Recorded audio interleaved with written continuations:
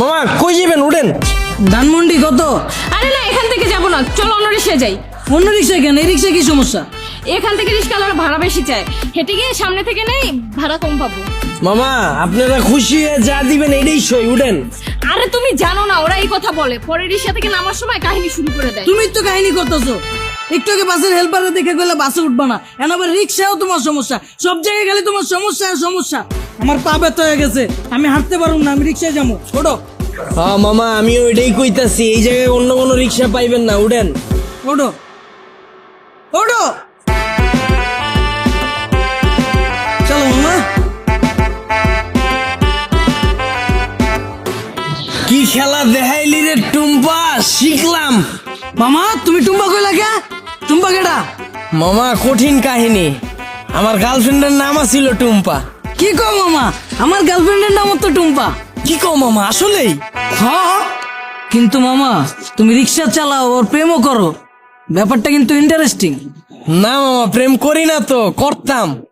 আর রিক্সা চালায় তো প্রেম করি নাই মামা, ওর লাগে প্রেম করছি দেখা আজকে আমার রিক্সা চালাইতে হইতাছে, আর নাহলে তো মামা আজকে আপনার জায়গায় থাকতাম। আরে টুম্পা তোর লাগে প্রেম কইরা আজকে আমার হাতে হ্যান্ডেল পায়ে প্যাডেল। কি কও মামা, প্রেম করে মানুষ দেবদাস হয়ে যায় শুনছি, কিন্তু প্রেমের লাগে মানুষ রিক্সা চালায় এটা প্রথম শুনলাম। মামা তোমার কাহিনীটা কিন্তু ইন্টারেস্টিং লাগতেছে, গল্পটা কও শুনি। আরে বাবু কি শুরু করছো? ওনার এই ফালতু গল্প শুনে আমাদের সময় নষ্ট করে লাভ আছে, তার চাইতে চলো তুমি হেডফোন বের করো, আমরা গান শুনি। আরে না, মামার কাহিনীটা অনেক ইন্টারেস্টিং, মামা তুমি কও। না মামা থাক, বাদ দেন, মামি উনতে চাইতেছে না, পরে দেখা গেল আমার কাহিনী হইনা চিত্তা যাইব। আরে মামা তুমি তোমার গার্লফ্রেন্ডের কাহিনী কইবা, এটা তো হয় চেতবকে, কও মামা শুনি। মামা কি কমু দুঃখের কাহিনী, ও একটা জিনিস আছিল মামা, খালি চুস্ত। চুস্ত মানে? পুরা কাহিনী কই মামা, শুনেন তাইলে সেনা বুঝবেন। ওর মায়ায় পইরা মামা একটা চাকরি করতাম, ওই চাকরিটাও গেছে গা।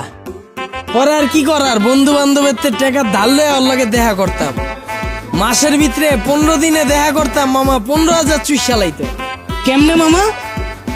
মামা হয়তো মাইয়া ছিল না মামা, হয়তো পিশাচা ছিল, রক্তের মতো টাকা খালি চুইসা খায়া ফেলাইতো। তাও মামা মনেরে বুঝ দিতে পারতাম, যদি মামা দইরা রাখতে পারতাম। মামা গার্লফ্রেন্ড গেছে কে কেমনে?